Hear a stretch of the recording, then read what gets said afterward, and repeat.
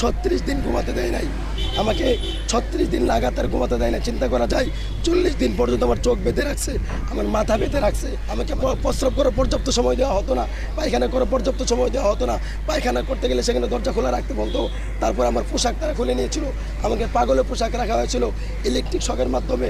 ওখানে আর অনেক লোক আছে, ইলেকট্রিক শকের মাধ্যমে, গরম পানির মাধ্যমে এরকম আমাকে গত জানুয়ারি 2022 সালের 13 জানুয়ারি রোজ বৃহস্পতিবার রাত 8:35 মোহাম্মদপুর কৃষি মার্কেটের সামনে থেকে আমাকে তুলে নিয়ে যায়। দেওয়া হয় নাই, আমাকে প্রস্রাব করার পর্যাপ্ত সময় দেওয়া হতো না, পায়খানা করার পর্যাপ্ত সময় দেওয়া হতো না। পায়খানা করতে গেলে সেখানে দরজা খোলা রাখতে বলতো। তারপর আমার পোশাক তারা খুলে নিয়েছিল, আমাকে পাগলের পোশাক রাখা হয়েছিল ইলেকট্রিক শকের মাধ্যমে। ওখানে আর অনেক লোক আছে, ইলেকট্রিক শকের মাধ্যমে, গরম পানির মাধ্যমে, এরকম লাঠি পিটার মাধ্যমে, হাত প্লাস দিয়ে নখ উঠাই ফেলার মাধ্যমে, সুই ঢুকাই দেওয়ার মাধ্যমে, মানসিকভাবে বিভিন্নভাবে তারা টর্চার করতো। তারা বলতো আমাকে পাগল বানিয়ে ফেলবে। আর আমি শুধু কান্না করতাম, আল্লাহর কাছে দোয়া করতাম, আল্লাহ তুমি আমাকে সুস্থ রাখো। তারা জানি না আমাকে বাঁচায় রাখো। তারা আমাকে তিনবার ক্রস ফায়ার দেওয়ার জন্য নিয়ে গেছিলো। তারা 3বার তারা আমাকে হত্যা করার জন্য নিয়ে গেছে, আমাকে ক্রস ফায়ার দিয়ে মেরে ফেলবে।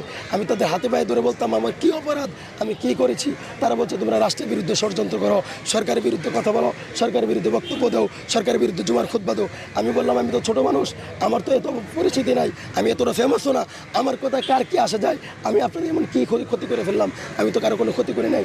আমি আমার জীবনে কাউকে বকা দেয় নাই, গালি করে নাই, কারো সম্পদ নষ্ট করে নাই, দুর্নীতি করে নাই, মিথ্যাচার করে নাই, কাউকে আঘাত করে নাই, কাউকে হত্যা করে নাই, কোনো ধরনের অপরাধ কারোর সাথে করি না। তারপরেও তারা আমাকে এরকমভাবে নির্মমভাবে অত্যাচার করে 40 দিন আমার চোখ বেঁধে রেখেছে। তারপরে 40 দিন পরে তারা আমাকে আমার পোশাক পরতে দেয়। তারপরে তারা আমাকে এক জায়গায় নিয়ে গেছে, সেখান থেকে আমাকে নিয়ে গেছে মেরে ফেলবে। তারপর তারা এই গাড়ি চেঞ্জ করে অন্য গাড়িতে দিল।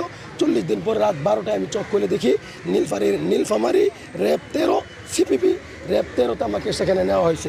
আমি বললাম আমাকে আপনাদের কাছে কে দিয়ে গেলো? তারা বললো আমরা জানি, আমরা বলতে পারবো না, অন্য জায়গা থেকে দেওয়া হয়েছে, যেখানে তোমাকে নেওয়া হয়েছিল সেখানে তোমাকে মেরে ফেলতে নেওয়া হয়েছিল, তুমি বেঁচে গেছো, আমাদের কাছে আসছো।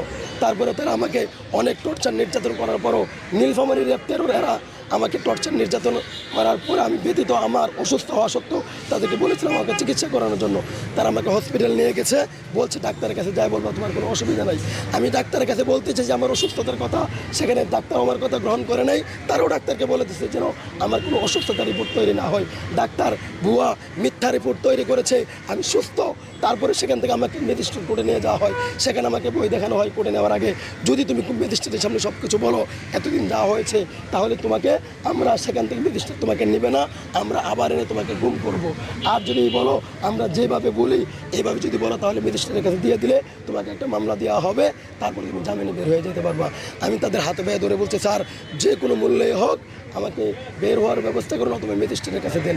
তখন তারা বলে ম্যাজিস্ট্রেটের কাছে যদি যেতে চাও তাহলে তারা কতগুলো কথা বলে দিয়েছে, এগুলো বলতে হবে, তারা বিভিন্ন অন্যায়ের কথা বলেছে, এগুলো স্বীকার করতে হবে। আমি চিনি না ওই এলাকা, রাস্তাঘাট কোনো কিছু চিনি না। তারপরে সেখানে ম্যাজিস্ট্রেটের সামনে আমাকে নিয়ে বলছে কোথায়, আমাকে বলছে গতকালকে তারা গ্রেফতার করেছে, গতকালকে তারা 40 দিন টর্চার করছে, এটা বলে নাই, গতকালকে তারা গ্রেফতার করেছে। তারপরে ম্যাজিস্ট্রেটের সামনে এই কথা বলেছে।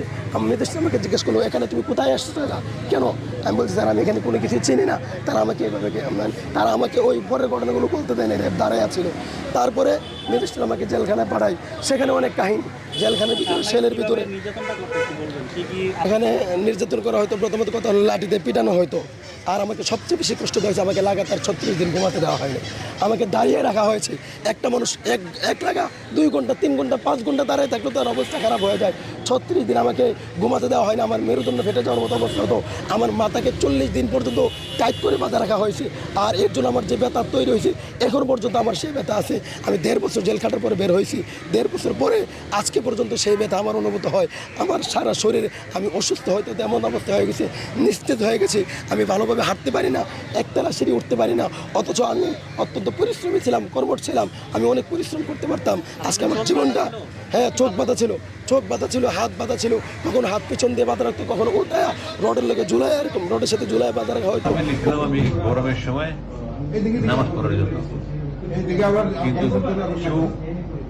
চোখের পানি মুছতে এটা যে পরিমাণ চোখের পানি মুছছি, ওটা যদি সেভ করা যেত, একটা বড় দিঘি হইতো, দিঘি বুঝো, বিশাল বড় পুকুর, পুরো দিঘি হয়ে যেত। তো আমাকে বলতে আপনি কোরআন শরীফ নিচ্ছি, অনুবাদটা নিচ্ছি, তাই আমি ওর মাঠে একটা চাইছিলাম সুরবাইদার যে সাহায্য করতে খুব সুন্দর একটা বানাইছে পথে আমার পানি খাইতে হবে এখানে পানি নিতে মতো আর পুরো প্রজেক্টটা দেখি কি অবস্থা 8 বছরে।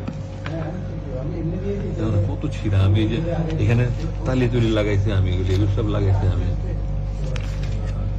এগুলো সব করতে আমি লাগাইছি। আবার এখানে কমেন্টে লিখেছি এই তর্জমায় অনুবাদে এত বেশি ভুল রয়েছে যে কোরআনের অনুবাদের ক্ষেত্রে এই ধরনের ভুল ক্ষমার যোগ্য। এই যারা 429 নম্বর পৃষ্ঠায় একটা সূরার 3টা নাম। আচ্ছা, আমি তো আমার ছোট বাচ্চা আমার কাপড়ে প্রস্রাব করে দিয়েছিল, আমার কাপড়টা ভিজা। আমি বলেছিলাম যে ভাই আমি কাপড়টা চেঞ্জ করে যাই। চিলে যেমন শিকার করে ঠিক অমনিভাবে গেঞ্জি এখানে আমাকে একেবারে চ্যাংদোলা করে আমাকে টেনে হিসছে নিচে নামালো।